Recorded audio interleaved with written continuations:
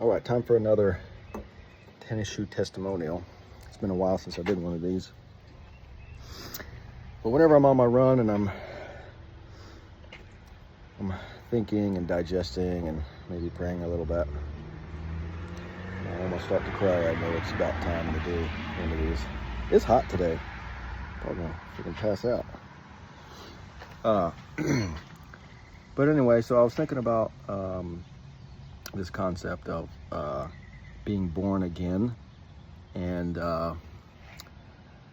won't get into it, but long story short, I kind of grew up unchurched at various times in my teenage and college years. I would identify myself as an atheist or an agnostic or whatever, or I don't care, all that. And again, long story short, a series of events and various people in my life led me to Christ, and I professed faith, was baptized, all the things, right? But I hear some of my Baptist friends out there, like, oh well, there should be a moment where you were born again, where you pass from death to life in a spiritual sense, and that you should feel it, you should know it. And I always kind of had trouble, I guess, identifying with that concept and that feeling. And I never quite felt like I really, you hear stories of people were, addicted to porn or, alcohol, or, like in a total life of sin and doing all these crazy things. And then all of a sudden they profess Jesus, and then they're just new person. And I never really felt like that was me, in much of a sense. I mean, obviously there were things that I don't do anymore and things like that. But then I heard a sermon. I was going to a Methodist church. Pastor Ben Herlong, now I believe with the Global Methodists, he said a sermon one day, and it was basically talking about kind of that stuff, and how it's possible that you could have been so young that you don't remember that moment when you passed from life to death, from death to life, when you had that beginning of spiritual formation. And he referenced kind of the opposite, where he was very, very young, and he like his first sin that he was accountable for, that he really felt.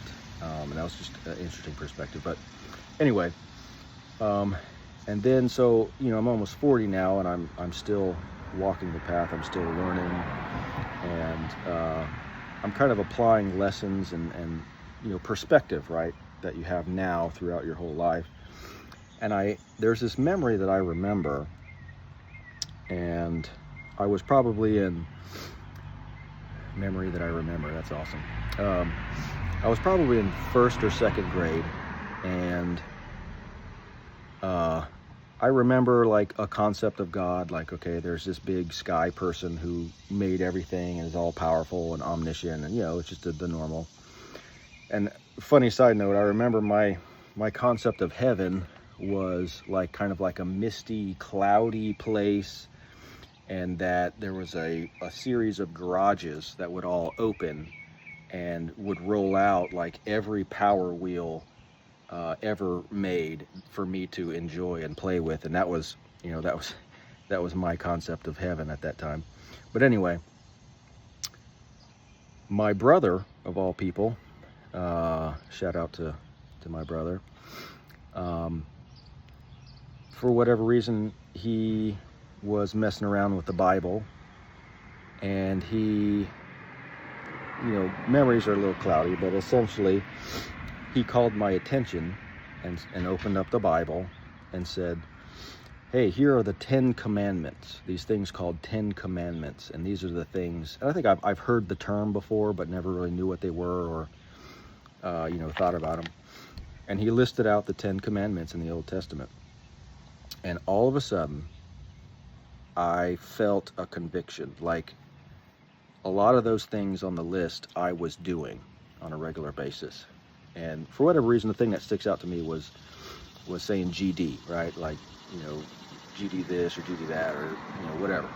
And, there are other things that obviously I was engaged in as well, but for whatever reason that sticks out in my mind. And I remember, like, that was the moment where, like, I felt some type of conviction. Like I had, I didn't understand the word sin, or I didn't, if I knew that word, but like I was violating something that God had written. And I also then at that moment made the conscious choice, well, I'm not going to do these things anymore. And I, obviously slip up every now and again, but like I remember, like, that was a change in my life where I was not going to do this or say those things. And if you look at faith in God and repentance, I think essentially that's what I did. And that was a change. I think that was the beginning, possibly, of the spiritual formation within me. That repentance of heart, having a repentant heart.